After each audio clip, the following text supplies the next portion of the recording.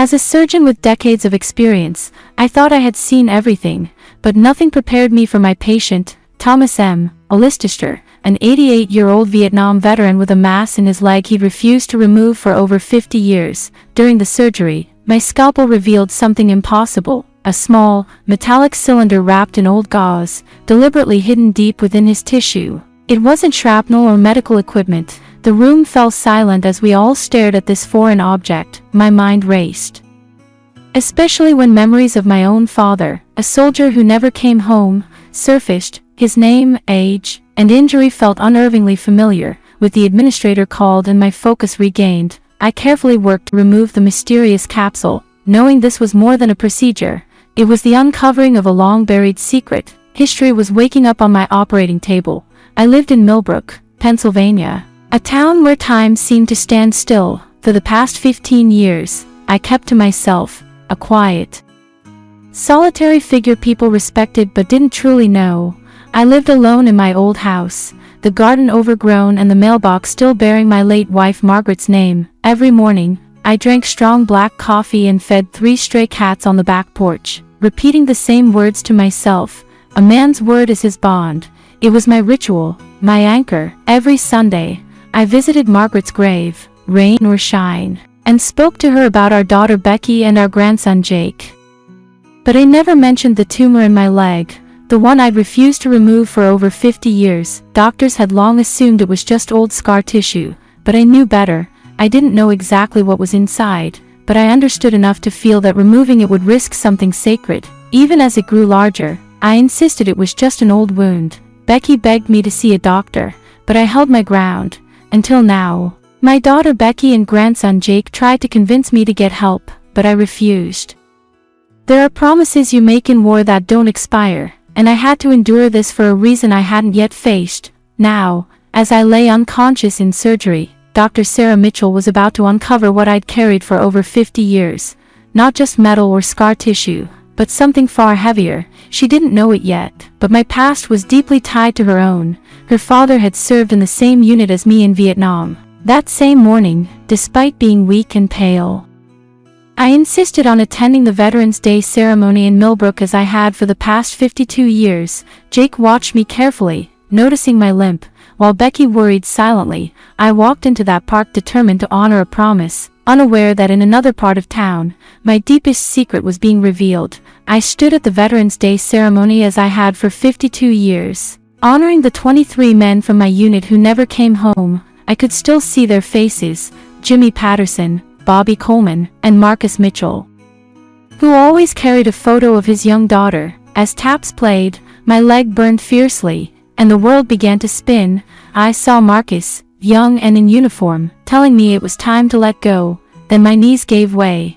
I collapsed, metal scattering, as Becky rushed to my side. With my last bit of strength, I told her, if something happens, tell them to check the tumor carefully. Now I lie in recovery, unaware that Dr. Sarah Mitchell, Marcus's daughter, holds both the metallic cylinder from my leg and a faded photograph of herself as a child. Realizing her father's best friend carried his secret all these years, the town holds its breath, waiting. I woke to find Dr. Sarah Mitchell standing at the foot of my bed, holding a faded photograph of her father holding her as a baby. I recognized Marcus's eyes in her immediately. I told her the truth. Her father saved my life, and before he died, he asked me to carry something for all the men we lost. It wasn't shrapnel, it was a promise. Inside that metal container were 23 letters, final words from each of the men in our unit who didn't make it home. We wrote them the night before what we knew might be our last mission. Marcus made me swear to get those letters to their families if I survived. Maria Santos, our field medic, sealed them in that container and hid it in my leg to keep them safe. For 52 years, I carried their words inside me, a sacred trust one never broke, even when it cost me everything. Now, finally, I could let them go. I told Dr. Mitchell everything, how Maria Santos, our field medic, sealed the letters in that container and hid it deep in my leg wound before the evac chopper arrived. I told the surgeons to leave it, claiming it was just shrapnel, unless I was dying. For 52 years, I carried those 23 final letters inside me, unread and untouched, because they weren't mine to open. They belonged to the families. Mothers, wives, children. Sarah wept when she realized one was from her father. Outside, my daughter Becky and grandson Jake tried to grasp the magnitude of what I'd done. Inside that operating room, Dr. Mitchell and her team carefully extracted the corroded container. Now under national attention, it was no longer just a medical procedure. It was the recovery of a legacy. As the sealed capsule was handed to preservation staff, a lifetime of silence finally began to break. The past was speaking at last. I survived the surgery, but the battle wasn't over. Dr. Mitchell and her team worked for hours, fighting infection and blood loss, but they stabilized me. As I rested in recovery, the preserved container was handed over to historians and document specialists. Finally, those 23 letters would reach the families they were meant for. Outside, veterans and reporters gathered, honoring a story decades in the making.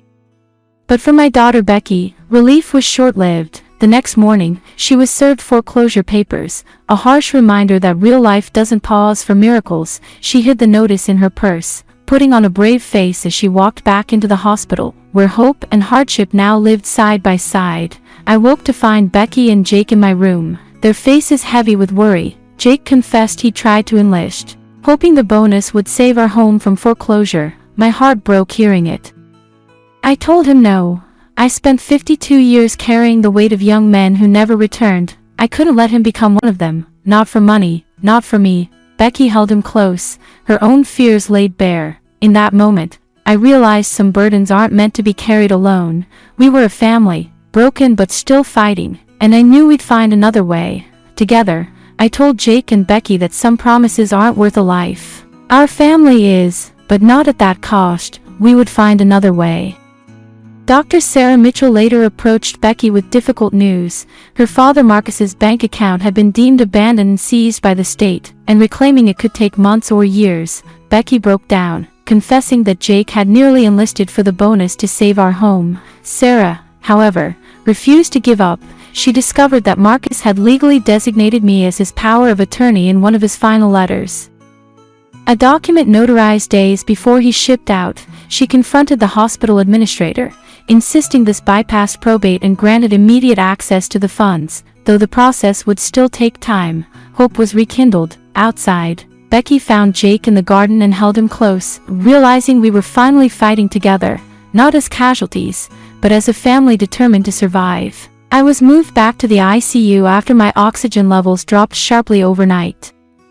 The infection had spread deeper than anyone realized, and my body was struggling to fight it. Becky and Jake stood by my bed, their faces etched with fear. Jake, holding one of Marcus's unopened letters, began to read it aloud. His voice shook as he shared Marcus's words to his daughter, words of love, sacrifice, and the bond between soldiers. In that moment, the room felt still, heavy with the weight of decades-old promises and the fragile hope that somehow, this story wasn't over yet.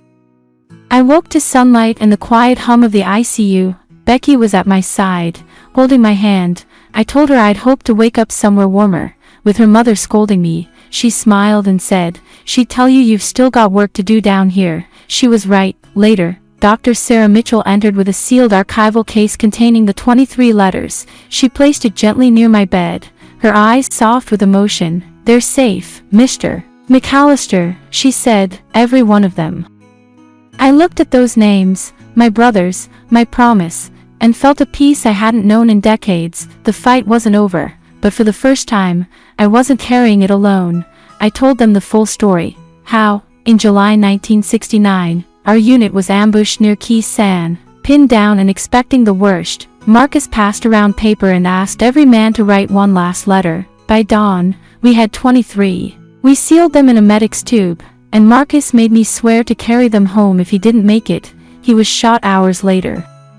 As he lay dying, he pushed the container into my hands and said, "Promise me you'll carry us home." The field medic, Maria Santos, hid it deep in my leg wound before evac, telling everyone it was shrapnel. For decades, I kept that promise silent, thinking the world had moved on.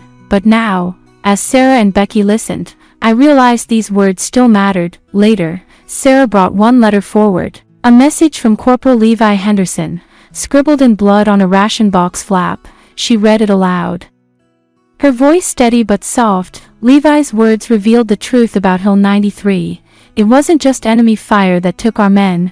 We were set up, pulled out of position, hit by our own air support, and left to die. The official report called it a VC mortar attack, but Levi knew it was friendly fire, covered up by someone high in the chain of command. Hearing his account after all these years, I felt the weight of that day return. The room fell silent. History wasn't just breathing now, it was speaking.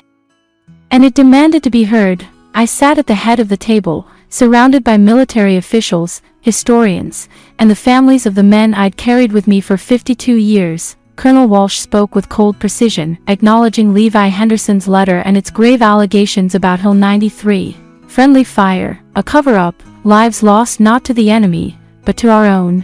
I told him I didn't have all the answers, but I knew what I saw and what Levi wrote with his last strength. I wasn't there to accuse. I was there to honor the truth those men deserved. One by one, families began to speak. A silver-haired woman, Levi's sister, stood and asked why they were never told how her brother really died. Another read from her husband's letter, his words full of love and fear, written hours before he was killed by a mistake someone hid. The room felt heavy with grief and clarity. Sarah stood beside me, her presence steady. She reminded everyone that this wasn't about reopening old wounds for spite, but about healing them with honesty. By the end, Colonel Walsh agreed to a formal review. The investigation would be long and difficult, but it would happen. For the first time, the silence was broken, not by anger, but by the weight of truth finally spoken aloud. I looked at the faces around that table, sons, daughters, wives, brothers, and knew Marcus was right. Some promises are worth keeping, even if it takes a lifetime. I told Colonel Walsh and the others that this wasn't about burying the truth in more red tape. It was about finally giving these families the answers they deserved. Jake challenged them, asking if their real concern was protecting the Army's image. Sarah stood firm, saying that if my father's honor was built on lies, we needed to know, and if it wasn't, the truth would only make it stronger. I reminded them why Maria Santos hid those letters in my leg. She feared they'd be silenced.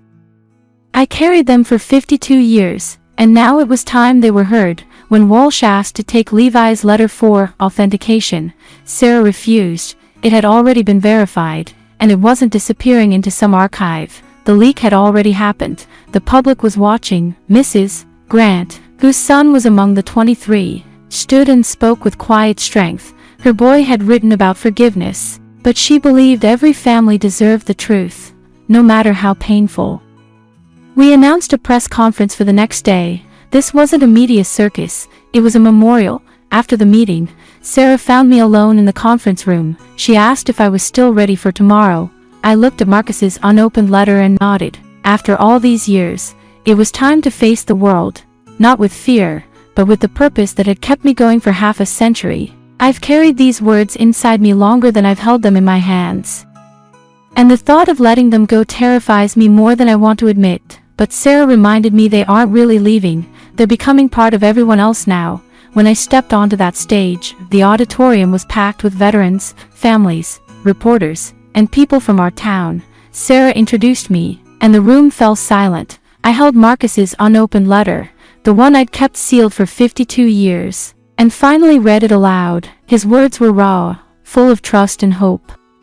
He asked me to share these letters when the world was ready to listen, to build a monument not of stone, but of truth for the men we lost. I don't have fancy degrees or a way with words, but I kept my promise. Today, those 23 voices are finally heard, not as accusations, but as a testament to the brothers I carried home. The truth is out now, and it belongs to all of us. I don't speak for any government or political party. I speak for the 23 men whose letters I carried inside me for over half a century. Some may call that honor, trauma, or blind loyalty. To me, it was a promise. To the families who lost sons, brothers, and husbands, your loved ones died as heroes, but until today, you never heard their final words. Those words now belong to you, and no one can take them away. I looked into the cameras and spoke directly to the Department of Defense. You can redact reports and rewrite history, but you can no longer silence the truth. It's out now, and we aren't asking for permission to tell it. Sarah then stepped forward, confirming that Corporal Henderson's letter about the friendly fire at Hill 93 had been authenticated, and that this was only the beginning. Becky and Jake joined us, unfolding a weathered American flag that had flown over Hill 93. It had survived war, burial, and decades of silence. Today, it flies again above this hospital and over the memory of 23 men who are finally home. In the days that followed, the story spread everywhere: news outlets, social media, veterans groups. People were listening. Even Washington took notice. A senator called for a formal inquiry, and the Department of Defense issued a cautious statement about reviewing records. I've lived long enough to recognize empty words. But Becky reminded me it's a start. The truth doesn't need approval. It just needs to be heard. And now, it is. I returned to Vietnam 52 years after I was medevaced out. Not as a soldier, but as a man finally ready to let go. Becky walked beside me, steadying my arm, while Jake carried a folded flag and a sealed envelope. Our translator, Lynn, led us quietly toward Hill 93. There was no press, no ceremony, just us, the rustling trees, and the weight of memory, standing there, on the soil where so much was lost.